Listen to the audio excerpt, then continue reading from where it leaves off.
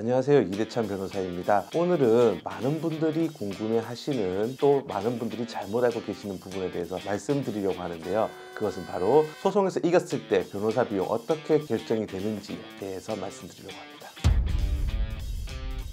많은 분들이 소송을 시작할 때 물어보시는 내용이 하나가 있는데요. 소송을 이기면은 상대방한테 전부 청구를 할 수 있지 않느냐라고 물어보십니다. 하지만 그것에 대해서는 제가 많은 경우에는 그렇지 않을 수도 있다고 말씀드리는데요. 이번 시간에는 그러면 어떤 경우에 얼마 정도가 인정이 되는지에 대해서 간단히 설명드리겠습니다. 보통 소송을 하게 되면은 크게 들어가야 되는 비용들이 세 가지 정도가 있을 수 있는데요. 첫 번째는 인지대, 즉 청구 금액에 따라서 얼마 정도의 금액을 세금같이 법원에 내는 것을 인지대라고 합니다. 그리고 두 번째는 송달료인데요. 송달료는 법원에서 어떤 소장을 내게 되면은 상대방, 즉 피고한테 서류가 가게 되겠는데 그 서류에 대한 우편비를 송달료라고 생각하면 됩니다. 마지막으로 소송을 시작할 때 어떤 사실 조회를 한다든지 또는 증인 신청을 하게 될 경우에 증인에게 여비를 지급하는 그런 소송 비용들이 있는데요. 이런 부분들 같은 경우에는 거의 전액 소송이 끝나고 승소를 하게 되면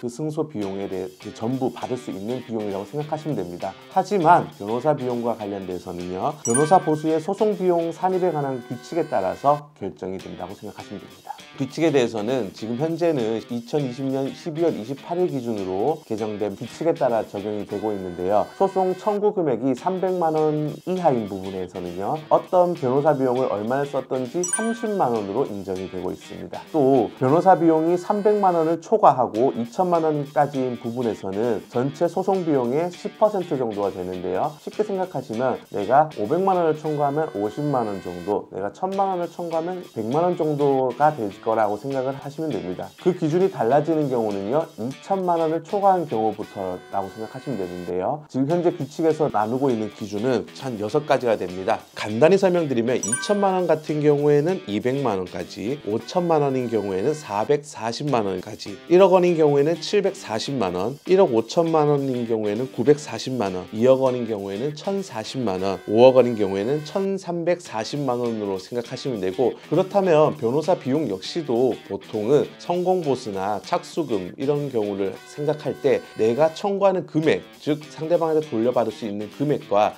그 이자에 따라서 좀 달라진다고 생각하시면 되는데요. 예를 들면은 아까 말씀드린 대로 5천만 원인 경우에는 전부 승소했을 경우에 상대방한테 청구할 수 있는 금액은 총 440만 원이 될 수 있습니다. 그래서 변호사 비용을 처음에 착수금을 얼마로 할지에 대해서 이야기할 때, 그러면 내가 착수금을 330만 원으로 했을 경우에는 성공보수로 인정할 수 있는 부분 110만 원 정도를 생각하고 또 지연 이자를 계산해서 책정을 하게 되고요. 반대로 착수금을 440만 원으로 했을 경우에는 성공보수 비율을 다소 낮추든지 또는 성공보수 비율을 없게 계약을 하는 경우도 있을 수 있습니다. 좀 더 자세한 사항은 각 소송의 난이도나 시간 이런 것들에 따라 달라질 수 있기 때문에 변호사 사무실에서 상담을 해보시면 될 것입니다.